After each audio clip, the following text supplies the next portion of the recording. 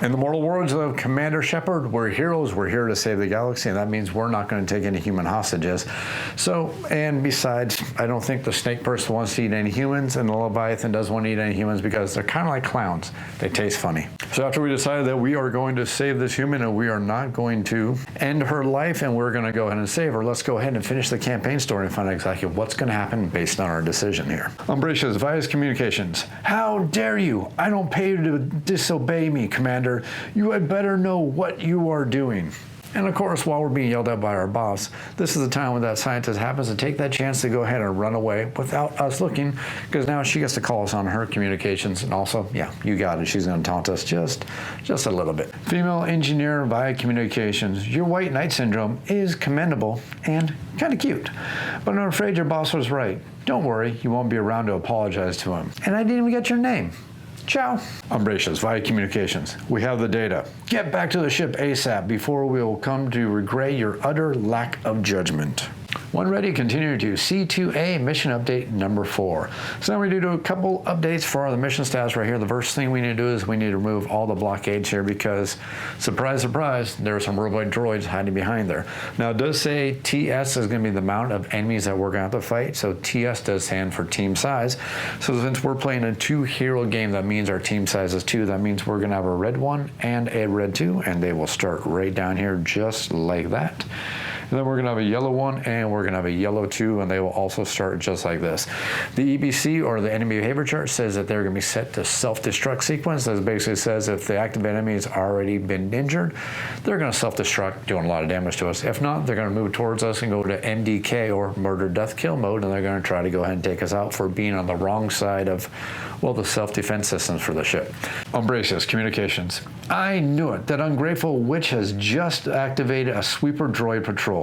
They're equipped with anti-tamper self-destruct. We can't hack them. Well, I guess it's very much your own causing. We won't be staying around forever. Hurry up.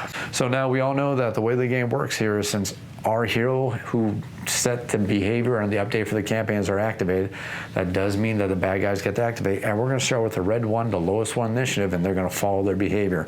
So it says they're going to move towards the last activated player. That happens to be our wonderful Neomorph, and they do move 5. Let's take a second and cover the stats of these guys real quick. You should remember them, but just in case, we see that we have 3 hit points on every one of these guys. They happen to have a 0 armor, which means that we're going to do full damage to them. They don't have any built-in armor to them. Then a range of 2, a move of 5, and they do 1 point of damage every time they hit. It's not unblockable, which is really, really nice, but still annoying that they're going to be hurting us quite a bit. So activating R number 1, we're going to 1, 2, 3, 4, 5. Now remember, when it goes for targeting, they're going to try to minimize doing diagonal. So even though it says they're going to go after, move towards the last activated player, they're going to target the nearest player, which happens to be the Leviathan. So they're going to hit the Leviathan for 1 point of damage. We'll go over to Leviathan. He's going to lose 1 shield right there. Not too bad. He can handle it. He's a tough guy. He can take all this damage. And then we get to go over to the second one. He's going to activate. He's going to go 1, 2, 3, 4. Again, stop being within 2. He's going to move towards the most distant player, which technically is the Neomorph right here. Then he's going to attack the nearest player, which, you guessed it, is Leviathan. So switching over to Leviathan, we're going to take 1 more point of damage on the Leviathan. And that's going to end the turn for our enemies. Now, both of our heroes have already activated, so let's go ahead and refresh both of the batteries for both of our heroes right there. And now we need to figure out which one of our heroes we want to activate. Now, the win condition for this scenario is that we have a turn limit of 8 turns. We have it set up for 8 turns right here. And we also see that to win, we need to get all the players on board the ship, or we need to eliminate all the enemies here. Of course, you know, Umbracious also took the time to go ahead and taunt us. So if we can manage to either destroy all 4 of these robots, or if we happen to get both of our heroes over here off the ship and get on to our getaway ship, we know we're going to okay. But these are my bruiser guys. I'm not too worried about this. We're going to go ahead and take out all 4 of these droids, hopefully. So the first thing I need to do is, both of our heroes are refreshed and activated. I need to figure out which one of my heroes I want to activate here. I think we're going to go ahead and activate the Leviathan. Let's go ahead and look at the cards that the Leviathan does have right here, right now. So looking at our hand of cards, we see that we still have armor regeneration that is going to go off right now. And I could do a rest action right now, but I think I actually know what I'm going to do right here. We do have our full hand of cards right here, and if you look over the board, you see that we are not too far away from the enemy. We're basically just one spot away. If I can move one simple spot and do a whole bunch of damage, maybe I can take both these guys out. And the reason why I want to take these guys out very quickly is because they're going to do their self-destruct here, which means they're going to do 2 points of damage, which is unblockable to itself and all adjacent players. That's really, really nasty. I definitely want to take these guys out as quick as possible. So we're going to go ahead and activate a Leviathan, and I know exactly which cards we are going to play. The very first card we are going to play is we're going to play the card which is Run and Tear. Now, Run and Tear allows us to move 3 spaces and deal 1 point of damage to an enemy that is actually unblockable. Unblockable damage is always, always very, very nice.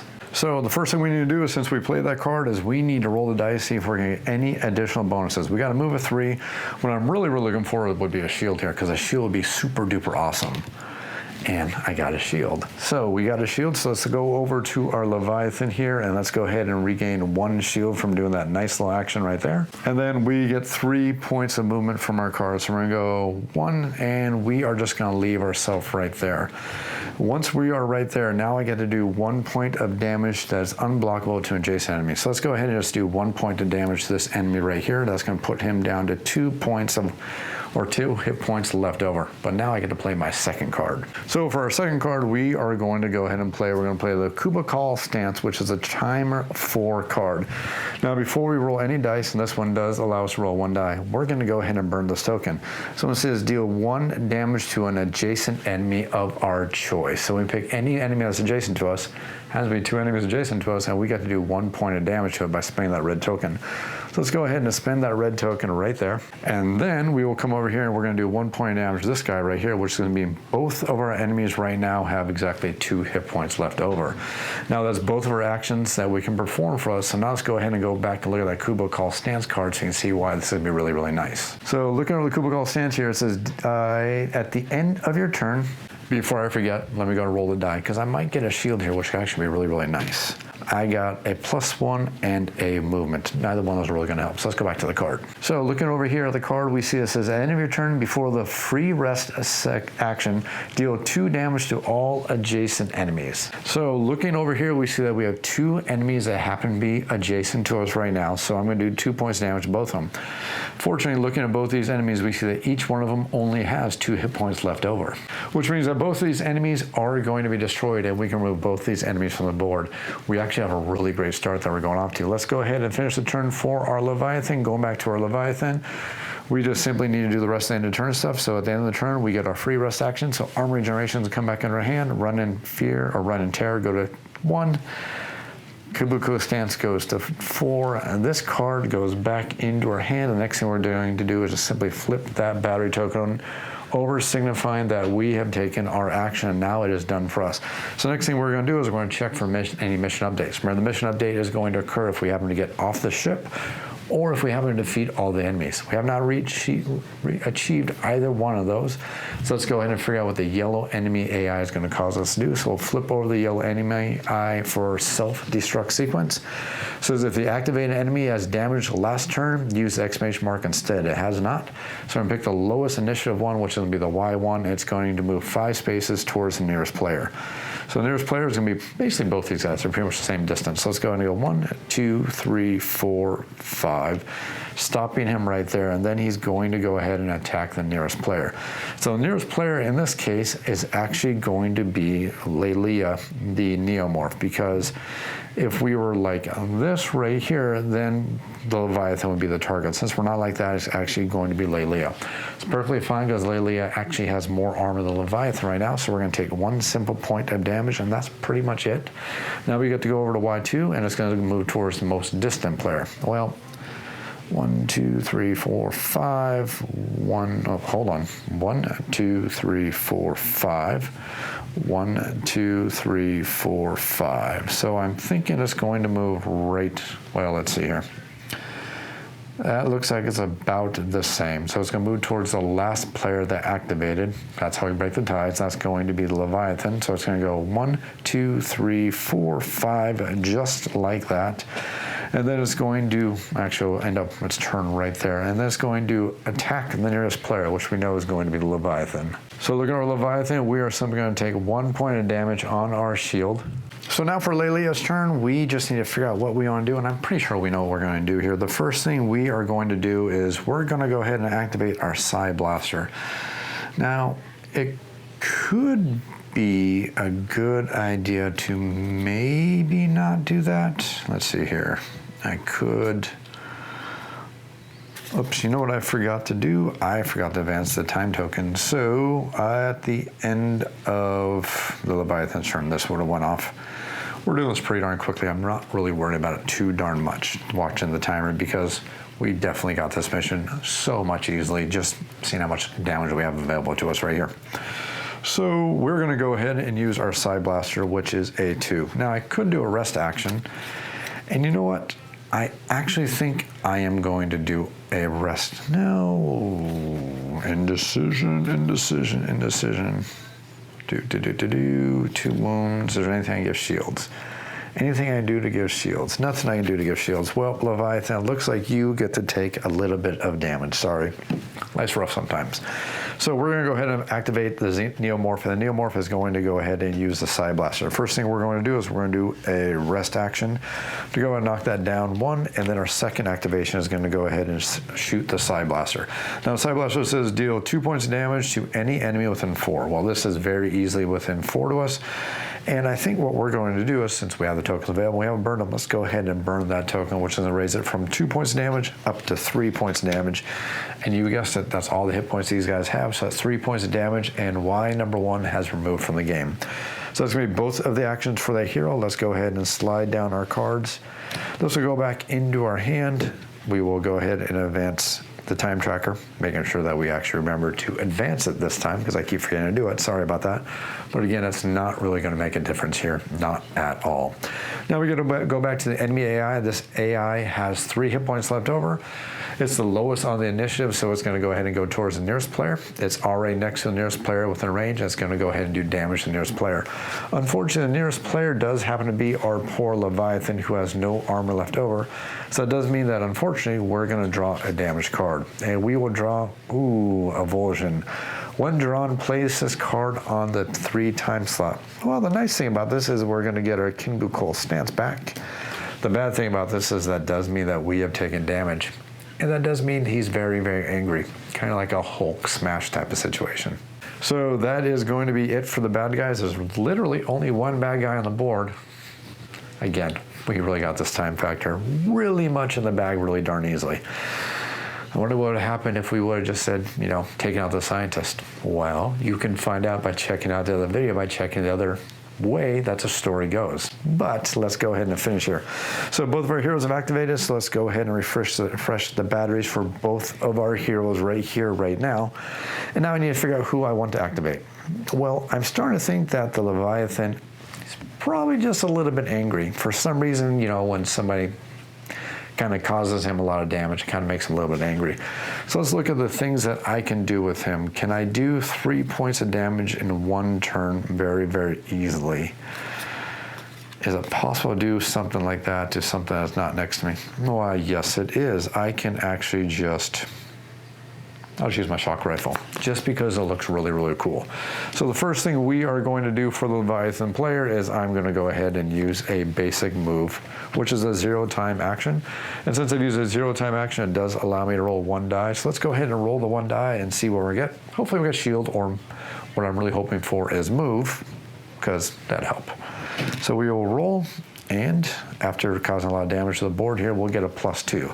So that means his total move is going to be a 3. Now remember, the Leviathan has a range of 3 to 7. So let's just go ahead and back up 1, 2 right here, putting him nice in perfect range for a very nice straight on shot. So this basic move card is going to go back into our hand, and let's go ahead and use the Leviathan shock rifle. Now, unfortunately, since we do have this wound right here, and if I really, really wanted to, I probably could use armor regeneration first, but I'm not really worried about it.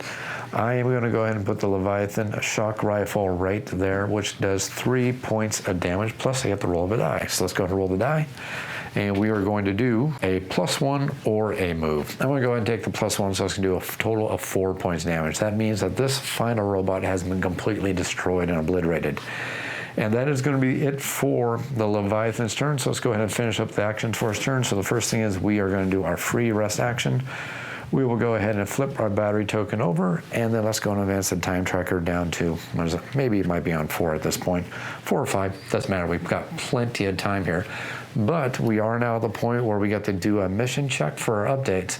So let's go and see what happens for our mission. Success. Get all players on board the ship or eliminate all enemies. Actually, if I really wanted to, just for grins, I probably could even make all of my heroes get off the ship at the same time, because we definitely got enough time left over. But we won the mission. Success. Continue to C2A mission update 5A aftermath. So, Umbracious, in person. Commander, I can't help but wonder if the disobedience was all just sheer insolence, a little challenge to my authority. You were clearly more than capable of taking out these droids, although I don't see why you'd want to cut it so close. Anyway, get some rest while we get out of here. A few hours later, Umbracious, in person. I hope you all manage to get some sleep. We have a long road ahead of us if we're to continue to work together. We're going to have to earn each other's trust. I may have rushed to judgment earlier, so let's reset the system. To begin with, I'd like to know a bit more about this band of misfits. Care to elaborate on some of your previous exploits? Choice. What will you tell Umbracious about yourself? Each player will tell Umbracious a story about themselves. If you tell a story about great valor, paint one personality mark in inspiring, which is going to be right over here on our character sheet. Next thing we can do is if you tell a story of a person close to you, paint one personality mark in supportive, which is going to be right over here in the blue. If you tell a story of loss, paint one personality mark in caution, cautious. If you tell a story about your own achievements, paint one personality mark in dominating right over here. Both of our heroes get to make that decision, and that's going to be a permanent thing.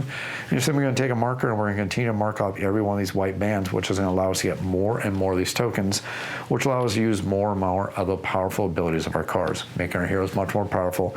And we can even start building up these cards themselves by adding the stickers on them, again, adding to the power of our heroes. When ready, continue to C3, Toad to Space. So that basically completes mission number 2. Now, I don't have all the components to do mission number 3, because mission number 3 does use some different enemies that are required that I don't have copies of. So I can't actually run you through the mission, but I can definitely give you a quick read over of the things that are going to happen for mission number 3, just so you can see how the branching storyline continues to branch for this game. C3, Toad to Space. Location, Vexation, Defense Platform, orbiting Abaddon. Umbracious in person. Our little data raid on the refueling station revealed the locations of several science facilities in the planet Abaddon. Unfortunately, they're protected by an orbital defense platform. We'll need to disable the radar systems in order to slip through undetected. As this ship doesn't have a cloaking device, we'll have to be creative. There are 2 abandoned pirate tugboats in lunar orbit that will allow us to infiltrate the platform. Disguise yourselves as mechanics, and you should be able to make your way to the radar room unnoticed. Once there, you'll need 2 teams. One to create a diversion and lure the guards away, and one to break in and disable the radar. So a tech-savvy infiltration team and some heavy hitters for the diversion crew. Choose wisely. Of course, I got the heavy hitters, no problem. I really don't have the diversion crew, and now I gotta split these guys up. Luckily, we do know that Lelia does have a little bit of the ability to actually do some good tech abilities and the ability to possibly do some good hacking. And we know the Leviathan just breaks things really, really darn well. So maybe I do have the perfect team for these. So I would have to make a decision at this point to go and split these 2 crews up, and I'm gonna go split this person going towards the tech stuff, and this person is gonna go towards just the big old smashy stuff. So basically this is team 1, and this will be team number 2. When ready, continue below. Umbracious in person. Obviously won't be much of help aboard the ship, but my pilot can perform a few maneuvers in the distance. This may lure some of the Hellfire personnel away in their fighters. It could, however, also delay your pickup, and you won't get very far on these tugboats if a firefight starts. I think it'd be wise to consider this among your team. When you're ready, I suggest we get moving. Choice. Do you want a pilot to lure away some of the Hellfire personnel, yes or no? Players may debate, but all are then called to vote simultaneously, with the commanders voting breaking ties. Once the team has voted, continue to C3 Mission Brief Update Number 1. Mission Brief Update Number 1. Action. Those who voted yes paints one personality mark in cautious and receives a token immediately. Those who voted no paints one personality mark in dominating, which is right over here, and receives a token immediately. Again, we're leveling up our heroes, making them a little bit more powerful just from our decisions here. When ready, continue according to the team's choice. So the storyline is going to continue on, and we're actually going to start seeing some more branching storylines, but I think you've seen enough gameplay video to see if this is going to be a game for you and your gaming group. Hope you enjoyed this video. Hope you enjoyed this video series. If you have any comments or questions, make sure you leave them down in the YouTube comments down below. I'll make sure I can answer them or get to them as quick as I can. You can also feel free to email me at offtheshelfboardgamereviews. That's otsbgr@gmail.com. I'll do my best to answer emails as quick as I can. If you enjoyed this video, if you enjoyed the content I put out there, think about supporting the channel over on Patreon. Just $1 in a tip jar over on Patreon can help me cover my costs and help me keep bringing out more content for you at all times. Enjoy this video. If you enjoy this video series, click that like button, click that subscribe button. And if you want to see more videos for the series, check out the video for some how to play, or check out the video for the review, which will continue the great story and the great adventures for Rogue Angels.